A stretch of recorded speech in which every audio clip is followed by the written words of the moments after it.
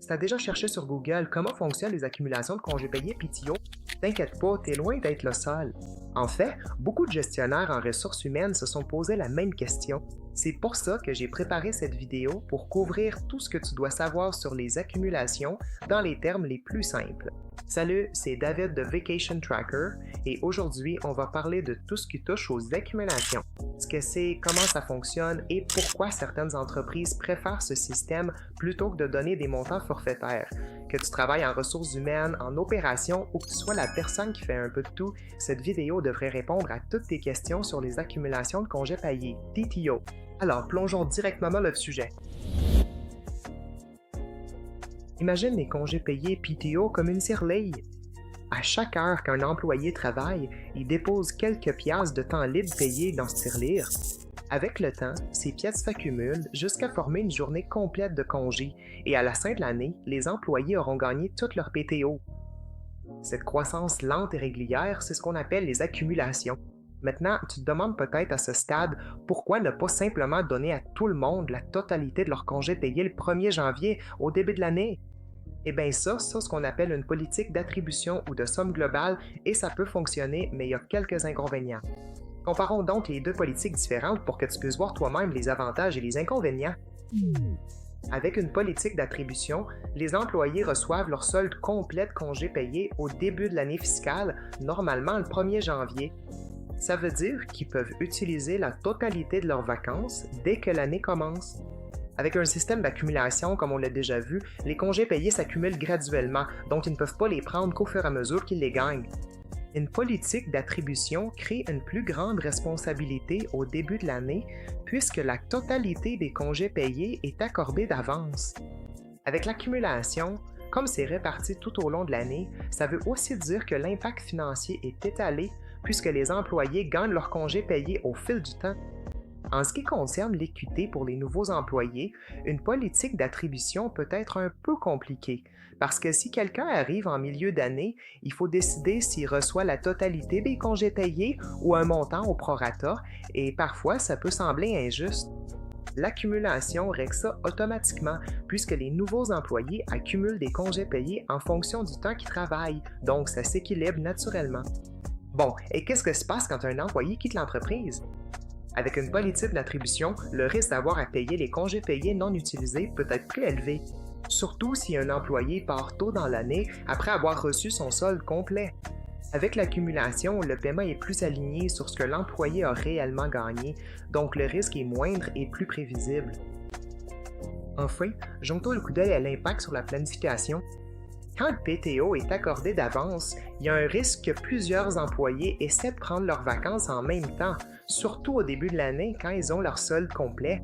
Avec l'accumulation, on observe généralement un modèle plus équilibré de temps libre, puisque les employés accumulent leur PTO graduellement et il est moins probable qu'ils planifient de longues périodes d'absence d'un seul coup.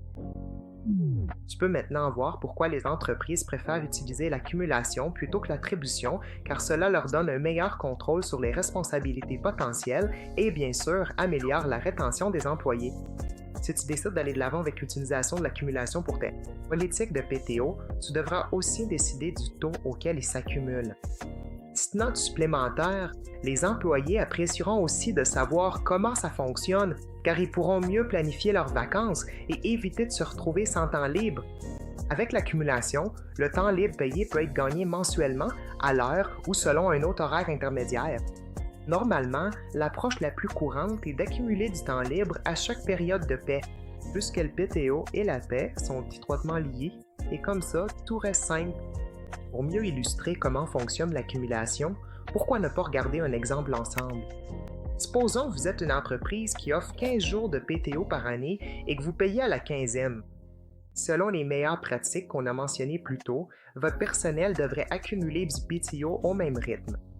Comme il y a 26 périodes de paie dans une année, ça veut dire que si on divise 15 par 26, on obtient 0,58 jours, ou à peu près une demi-journée de PTO qui sera gagnée toutes les 2 semaines. C'est aussi simple que ça. Si tes employés sont trop paresseux pour faire les calculs eux-mêmes ou s'ils continuent tout simplement de t'achaler avec les comptes, tu peux toujours les diriger vers notre calculatrice d'accumulation. est complètement gratuite, puis ils peuvent l'utiliser autant qu'ils veulent. Même si mettre en place une politique d'accumulation semble simple, voici quelques points à considérer avant de la mettre en œuvre.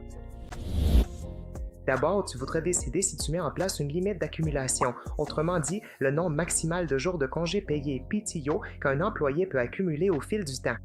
Ensuite, pense aux périodes de probation. Beaucoup d'entreprises choisissent que les nouveaux employés commencent à accumuler du PTO seulement après leurs 90 premiers jours au travail. Tu dois aussi définir comment vont fonctionner les reports de jour. Est-ce que les employés pourront transférer le PTO non utilisé à l'année suivante? Si oui, combien? Et est-ce que ce temps expirera après une certaine période? Un autre point à considérer, c'est si tu permettras des soldes négatifs. Certaines entreprises permettent aux employés d'emprunter du PTO futur et de l'utiliser maintenant, à condition qu'il soit remboursé ou déduit s'ils quittent l'entreprise. Tu dois aussi t'assurer que tes taux d'accumulation sont équitables pour les différents groupes d'employés. Par exemple, les employés à temps partiel accumulent généralement du PTO à un rythme différent que le personnel à temps plein. Et tant qu'à y être, pense aussi à l'ancienneté. Est-ce que les employés avec plus d'années de service sous certains postes gagneront plus de PTO dans le cadre de leurs avantages? Finalement, assure-toi de vérifier les règles concernant le paiement du PTO quand quelqu'un quitte l'entreprise. Dans certaines régions ou même selon certains contrats, tu pourrais être obligé de payer tout le PTO non utilisé lorsqu'un employé quitte. Peu importe ce que tu décides, c'est toujours important de vérifier les lois locales sur les congés avant de mettre en place ta politique, car elles peuvent varier selon la région. C'est tout. Les accumulations de PTO n'ont plus de secret pour toi et, avec ces nouvelles connaissances, tu devrais te sentir plus à l'aise de choisir une politique qui fonctionne le mieux pour ton équipe.